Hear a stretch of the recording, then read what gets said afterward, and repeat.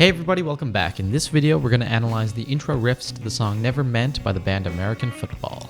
So the goal of this video, just like in previous analysis videos, is to explore the compositional tricks used in the lines to find out what makes them sound so great. Meaning, I'm going to do a fairly in-depth harmonic analysis of the riff, and I'll also comment on its rhythm and its overall form. Finally, since there's going to be a lot of detail in this lesson, I've posted a full set of notes which is available on my Patreon page in the link below. Without further ado then, let's get started by listening to the riff.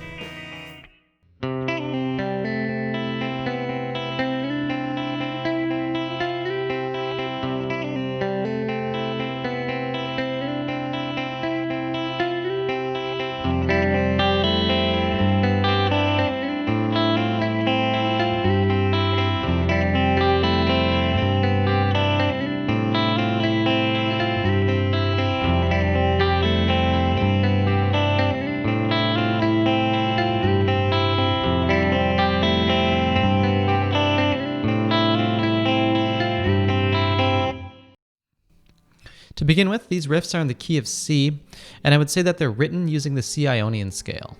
However, it's possible to hear the combination of both lines as a Lydian idea, since the 4 chord is in the bass, and there's a brief moment where we hear the sharp 4 or B natural in the melody, but more on that later. Moreover, this riff has 2 presentations.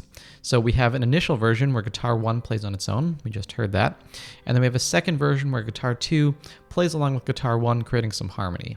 And specifically, whether you choose to listen to the first line on its own or the 2 lines in combination, that'll lead to some different harmony. So I'll comment on both of those today. So beginning with the harmony of the first line, which sounds like this, etc.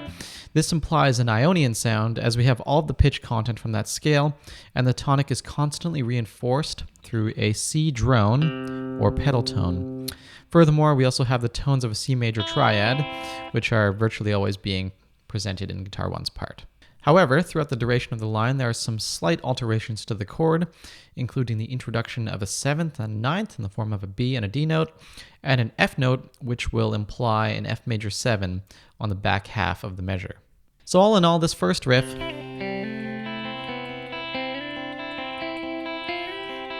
is pretty simple, and it's just an Ionian sound. Looking at the emergent harmony of both parts at once, to me there are 4 distinct harmonic events, and each is segmented by the introduction of a new bass note. Specifically, the main harmonic events are beat 1, which sounds like this, and the end of 4, the end of 7, and beat 11. Moreover, when the second guitar is added, the harmony becomes contextualized as being based on the 4 chord of C, F. And our harmonic progression is based on a 4-1-4-1 cycle, though the chords are inverted to create more interesting root motion. So let's listen to the riff a full time once through, and then I'll get into breaking down each harmonic event.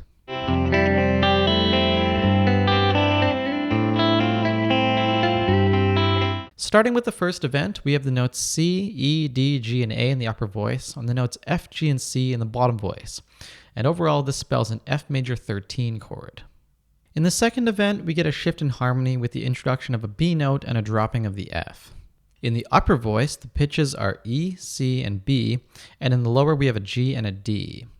The pitches here can be added to form a C major 9 chord, which is spelled as C, E, G, B, and D.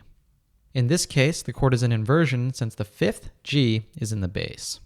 As said before, on the Lydian mode, if you're still hearing that initial F as the bass note, then this B natural could contextualize the entire sound as Lydian, though if you're not hearing that, then I'd say the scale content here is C Ionian, especially since the main harmonic structure is a C major 7 chord.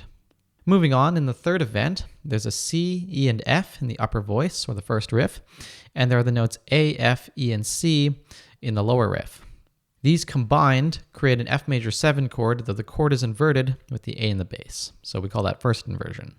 In the fourth event, there are the notes G, C, and E in both the upper and lower guitars. Combined, this spells a C over G chord, which is a C major triad but with a 5th in the bass, also called second inversion. Finally, as one last observation, just touching on the riff in the lower staff, it's interesting to know that the pitch content here is mostly coming from C Ionian. However, the line is completely devoid of the 7th degree of C, B. This was probably done, but maybe not consciously, to avoid an overtly Lydian sound / create something that's a little more consonant. So with the harmonic analysis out of the way, let's move on to explore some of the aspects of the composition's harmony that I find interesting. So for my first observation of this section, it's related to bass motion, as bass motion is a major driver of the harmony. Since the harmony is relatively simple, essentially moving between two chords, F chords and C chords, we get a lot of variation in the sound here through inversion. Adding to that, if you look for root position chords in the harmony, you'll find that the only one is the first chord, which is the F major 13. In terms of the progression of the bass notes, not to be confused with the chord progression in the song, we have a cycle that moves from 4, 5, 6, and 5. Once again, 4, 5, 6, 5.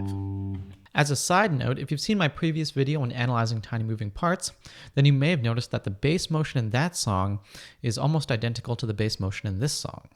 In that video, I analyzed a riff that also had a 4 to 1 chord progression and a bass motion that went from 4, 6 to 5.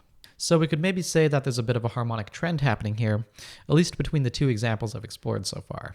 In terms of an explanation as to why Neverment's bass line sounds so good, I think it's due to the fact that the tonic isn't present in the bass, and the fact that the bass line is just such an important driver of the harmony. Here, the bass line helps to create a strong sense of harmonic tension, since we're denying a complete resolution, and this ultimately helps to create the emotional character of the music. That being said, another important observation here is that even though the bass line is tense, the melody ultimately resolves on the very last note in both lines on a C. And if you take a look at the score, another interesting observation is that we have these little micro resolutions throughout both lines. So if you look at each individual cell, you'll see that for the most part, there are resolutions to the note C happening throughout the line. Perhaps this constant balance between tension and resolution is in part what makes it sound so good. Finally, as one last observation, a subtle detail that sounds really good between both lines is the harmonization of the low C and the low F note between the two riffs. And this occurs right at the first beat in the measure. I think that this harmonization in roughly the same range helps to create a really thick and open sound, and the fact that they're both played as open notes really helps to create a big and sustained tone. Rhythmically, something that stands out to me is that there's a repeating rhythmic / melodic ostinato occurring in the first riff, and this ostinato really helps to glue things together. Specifically, you can see this in the form of meandering C and E notes, which are played as open notes in the first guitar riff's line. So these notes right there. Also, as another observation, Guitar 1's riff is very rhythmically consistent with no syncopation and no rests. Overall, this allows for some nice contrast to the somewhat syncopated shifts in Guitar 2's part. More specifically, if we take a look at Guitar 2's part, we can see visually that it's a lot more rhythmically challenging. There are a lot more unpredictable syncopations and rests. As a compositional trick, this interplay between a nice and steady rhythm versus a more complicated and syncopated part, which is measured against the first rhythm, sounds pretty nice. I find that as one part is more simple, it makes it easy to hear both parts as distinct entities. At the same time, another cool observation is the fact that at certain parts in the line, Guitar 2 and Guitar 1 will actually synchronize rhythmically in order to lock into each other. For example, taking a look at the score again, at the end of the measure, both parts are in unison. By staying grounded in the other part, you get this nice contrapuntal feel that is also really locked in. Related to this too is the fact that the introduction of Guitar 2 against Guitar 1 creates a really nice change in texture.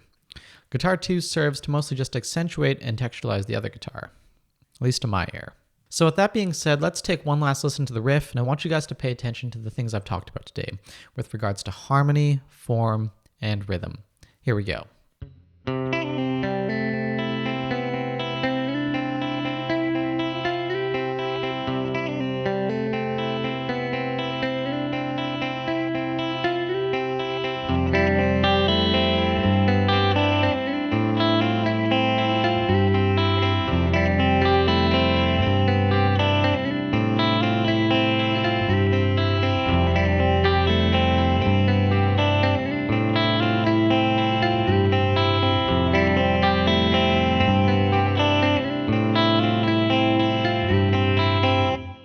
Alright folks, so there you have it. If you like this video, then please make sure to like, share, and subscribe as I put out a new video every single week. And if you want to support the channel, then please consider checking out my Patreon page, where for as little as $1 a month, you guys will have access to some bonus content like guitar tabs, lesson notes, chord diagrams, and other goodies like that. Honestly, the Patreon page really helps me out, as it allows me to get some extra equipment to make these videos better. And finally, I also teach lessons through Skype. There's a link to my email address in the description below. So yeah, thank you guys for watching, and I'll catch you guys in the next video. Bye.